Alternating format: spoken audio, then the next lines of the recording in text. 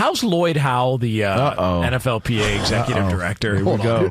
I need a recap because I was talking to Jonas. He goes, "Yeah, we've talked about this subject at length." And I'm like, oh, all right. I mean, there's been a lot of updates. It seems like Mike Flores got the red ass for this guy. I'm not sure what Lloyd Howell did to Mike Flores at some point in his life, but we have holdouts now. Well, that's a whole nother conversation. Yeah, which we have holdouts. They're not technically holdouts. They have agreed upon. They are not technically holdouts. Yes, that is correct. Yeah, they don't even have a job yet. No. Where are you guys standing on this? Like, should Lloyd Howell be the executive director of the NFLPA? I don't know how they've and they're trying to sweep it under. Listen, everything's fine. He's been vetted. He's far enough away because he works, in aerospace or defense for the Carlyle Group. It's like, wait a second. He works for a private equity firm that's trying to get equity in the NFL, and he's representing the players. I don't know. How is this allowed? I don't understand it. And if I was a player, and I was asking LaVar this last week, I'm like, if I'm a player and I find out that the NFLPA and the NFL struck some sort of a secret agreement to keep the findings. They agreed to keep the findings from the players, and the only reason that stuff came out from the arbitration hearing is because Pablo Torre got a hold of the transcripts. If I was a player in the league, I'm like, wait, what else has gone on here? It just seems like a clown show. Or what else is going on, or what else is going to go on. It's wild, man.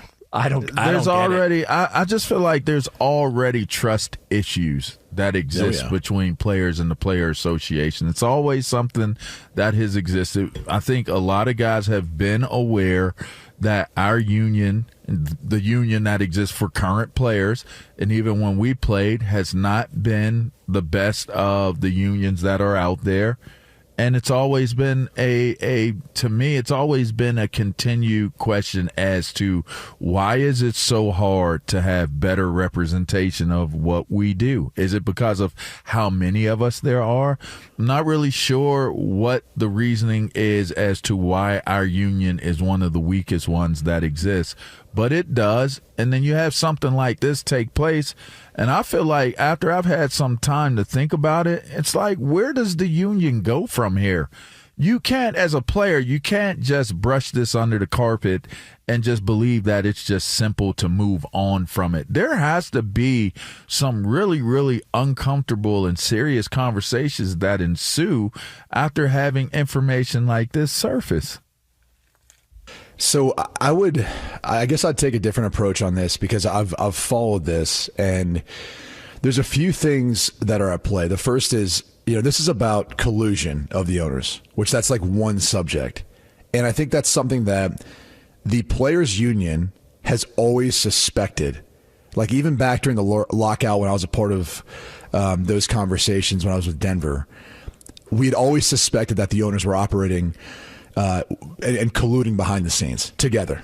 Even though, when it's hard to prove, which they were actually able to prove it, which makes the other point of all this really interesting, that Lloyd Howell and the NFLPA were able to actually in court prove it, even though the judge didn't necessarily make that direct judgment, but they were able to prove that there's evidence of that.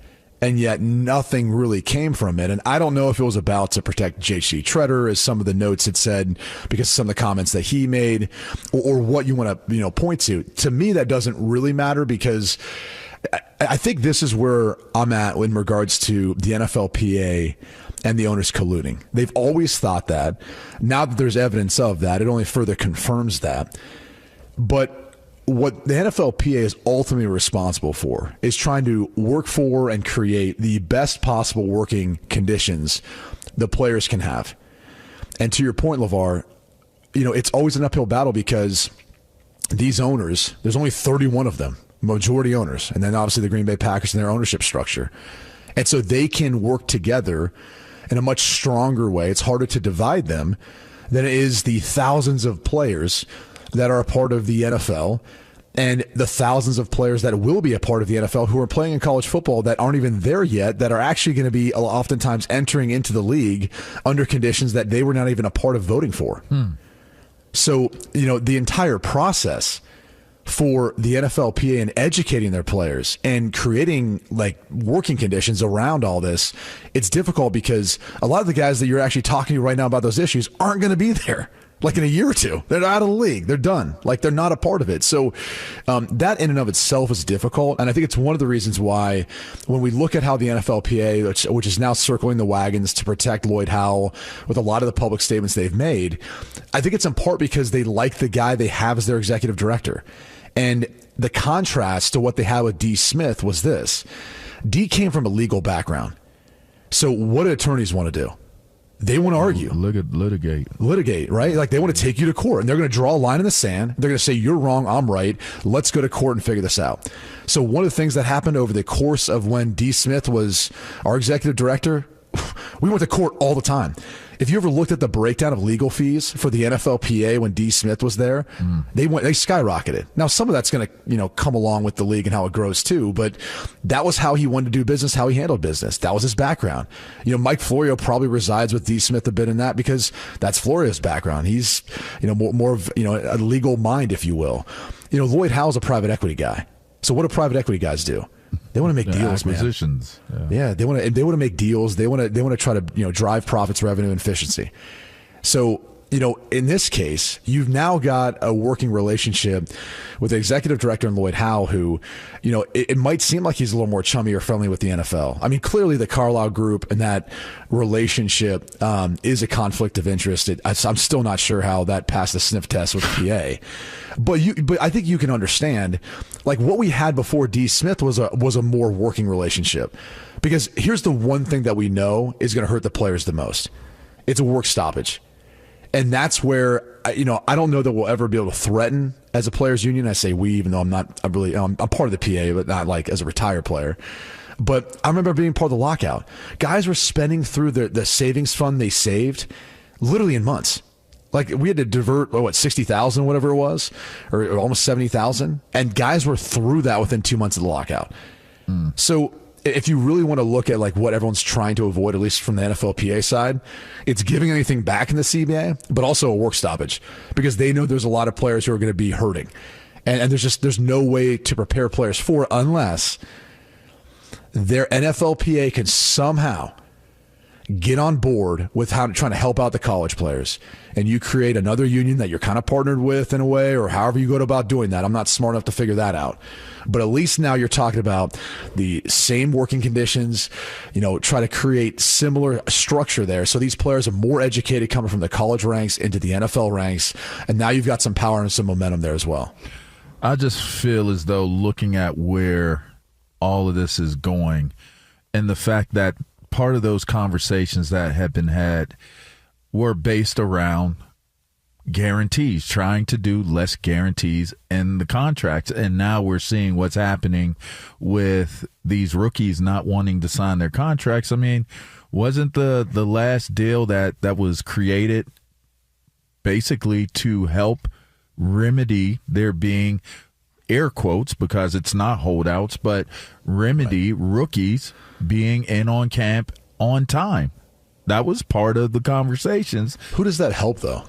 Right. In terms I think that helps the owners. It doesn't help the players. In terms of what? Making the contracts where you can get them done because they're slotted and there's no real. Yeah, I mean, it does.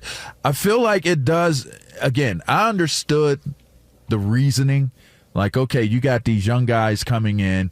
They shouldn't have these big-ass contracts and all that stuff. And, okay, I get that. Earn your contract. Go into your second contract.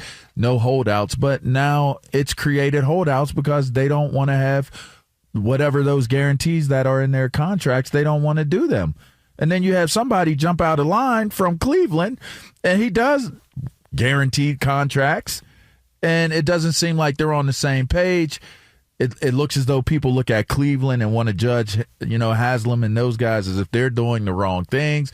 I don't know who's doing right or who's doing wrong. What I will say is definitively, I don't think there's clarity on transparency with the people that are representing the players. And that, to me, is a problem. If I were in the league right now, I'd be lawyering up, and I would want to understand what is going on? How am I being represented here? Because they don't just represent you with how your contracts are, those things that are handled. They also represent your name, image, and your likeness. And you got the group licensing agreements. There are elements connected to that.